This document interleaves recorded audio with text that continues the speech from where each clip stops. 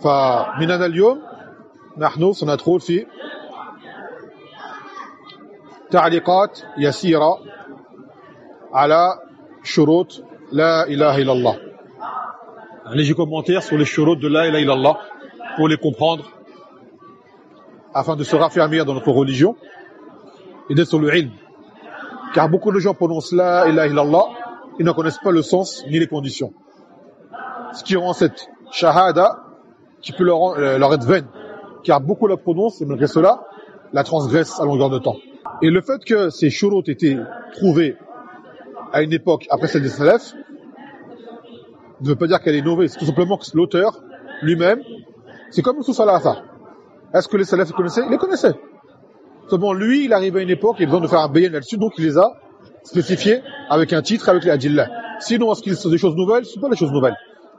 Et ces shurut de la ilaha illallah, c'est pareil, c'est comme arkan as-salat, ou shurut as-salat, ou les wajibat des salat, tout ça. Est-ce que tu vas voir l'imam Ahmed qui va te dire, et puis le salat c'est ça? Là, on n'avait pas ça. Pour eux, c'est des choses qui étaient assimilées.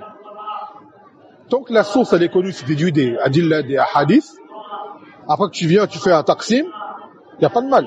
Comme le taqsim du tawhid en 3. Est-ce que le Nabi sallallahu alayhi wa sallam l'a dit? Il l'a pas dit. Mais est-ce qu'il existe? Il existe. Pourquoi? Par le texte. On l'a déduit. Tout comme dans le nahu. Hein, le nahu. Est-ce qu'on a des textes qui disent que le mubtada est marfou'? Ils connaissent même pas le mubtada dans le sens que nous on voit. Le marfou' bihi, le mansoub, ils connaissent pas cela dans ce sens-là. C'est une chose qui est évidente pour eux dans leur langue. Mais nous, comme on arrive à une époque par la suite où le jahl nous a pris et où le ujma, c'est-à-dire le non-arabité est rentré, il y a besoin de quoi? De classifier les choses, les mettre dans l'ordre pour faciliter l'apprentissage. C'est comme avant les Arabes n'écrivaient pas. À la base, ils n'écrivaient pas les Arabes, ils les mémorisaient. Après, l'écriture elle est venue au fur et à mesure. Au début, il n'y avait pas tous les points que l'on connaît. Le ta, il n'y avait pas 2 points dessus. Le fa, il n'y avait pas 3 points dessus. Le fa, il n'y avait pas 1 point. Tout ça, c'était écrit et déduit. Après, les points sont venus. Après, les tashkil, les fathat, les dammat, les kasrat, sukun sont venus. Ainsi de suite. Pourquoi? Pour nous permettre, justement, de mieux comprendre. Mais chez les sahaba, il n'y avait pas tout ça. Maintenant, ça c'est pas une bid'a, ça c'est un moyen qui est venu pour nous permettre de pouvoir comprendre cela.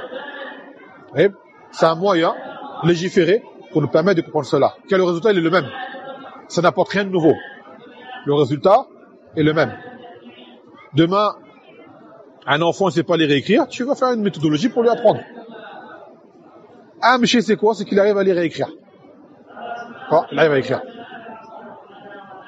Maintenant, quand on fait talab al-ilm, notre niyyah c'est une ibadah. Mais est-ce que je dis la dhamma en soi c'est une ibadah? Là, c'est pas une ibadah en soi. Ma niyyah à moi, c'est j'aboud Allah pour comprendre qu'est-ce que Allah Azza wa Jalla me dit dans son livre. Et ce que le messager Allah sallallahu alayhi wa sallam me dit. Et l'effort que je fournis là-dedans est une ibadah. Mais le nahwu en lui-même, d'accord? Le nahwu en lui-même, c'est un ilm qu'on appelle ulum a'la. Ce sont des outils pour nous permettre d'arriver à l'objectif qui sont ulum al-ghaya, qui sont comprendre la parole d'Allah Azza wa Jal et comprendre celle de son messager sallallahu alayhi wa sallam. Ce sont des moyens qui t'y mènent. Ce sont des moyens qui t'y mènent. Donc là, ces shurut qui ont été émises de la ilaha illallah n'ont rien de nouveau, si ce n'est leur classification. Les adillah, ils viennent de la même source, le Coran, et de la Sunna. Il n'y a rien de nouveau. Et ce quoi elles appellent, c'est ce sur quoi était le Nabi sallallahu alayhi wa sallam et ses compagnons. Il n'y a rien de nouveau par rapport à cela. Donc ne pas dire que c'est l'auteur qui a inventé ces shurut. Non, il les a pas inventés. Il les a déduites, d'où d'autres les connaissaient déjà, sans pourtant les avoir spécifiées. C'est tout. Lui, il les a mis en évidence, celle-ci. Wakada. Voyez. Donc ça, c'est une chose importante à connaître. فمن يقول أن لكل باب مفتاحا. Chaque bab, pour l'ouvrir, elle a une clé. لكن لكل كفل يعني تحتاج إلى مفتاح له أسنان. Cette clé, toute seule, a besoin d'un système lui permettant d'ouvrir le cadenas. Et il faut quoi? Des dents. Donc ils disent, ces shurut, ce sont les dents de la clé qui ouvrent la ilaha illallah. On fait une comparaison comme celle-ci. D'accord? Faut que tu connaisses le détail, sinon tu pourras tourner, ça va pas ouvrir. La ilaha illallah, tout le monde peut le dire. surtout à cette époque-là. Même un kafir, tu veux dire, dis la ilallah, il dit pourquoi, dis-le, tu veux, je le dis, il va le dire comme ça. Amma les premiers, ils le disaient pas comme ça. Abu Talib, avant de mourir, il n'a pas voulu le dire. Les Quraysh, ils n'ont pas voulu le dire. Pourquoi? Car ces shurut, ils les connaissaient. Ils savaient ce que la ilallah, tout ce que ça induisait. Car c'était leur langue. Contrairement à nous aujourd'hui. Eux, c'était leur langue. Et ils avaient bien compris qu'est-ce que c'était le tawhid et qu'est-ce que c'était le shirk. Contrairement à beaucoup d'entre nous aujourd'hui. Le tawhid, c'est pas assimilé comme il se doit. Et le shirk est trop ancré dans les actes des gens, malheureusement. Et je parle de musulmans là. Les gens ils ont fait un islam une chose apparente. Une simple prononciation, des simples gestes. Sans essence interne, qui est la aqidah sahiha. Donc apprendre ces shurut-là va nous permettre justement d'avoir cette aqidah qui est saine, ça sur lesquelles était le prophète Mohammed sallallahu alayhi wa sallam, ainsi que ses compagnons. Donc ces shurut, aujourd'hui on va juste les citer, et نغاد إن شاء الله ندخل فيها بأدلتها وشيء من الشرح عليها. En premier, on a al-ilm, savoir, qui inclut al-nafi ou l'isbat. Deuxième, al-yaqin, la certitude, dont son opposé est le shak, le doute. Thalith, on a l'ikhlas, sincérité, dont l'opposé est le shirk. Rabi, on a sidq, la véracité, dont l'opposé est le mensonge.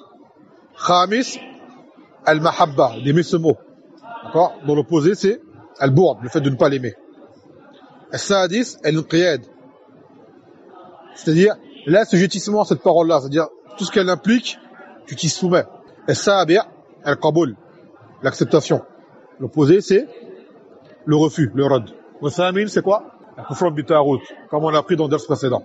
Naam. Fi bayt tashmal hadhihi. Il y a deux vers de poésie qui réunissent ces 8 shurut. علم يقين وإخلاص وصدقك مع محبة وانقياد والقبول لها وزيد ثامنها كفرا منك بما سوى الإله من الأشياء قد أوليها أي كفر بالتاغوت. Celui qui mémorise ces deux baits, il a les shurut, les 8 avec lui.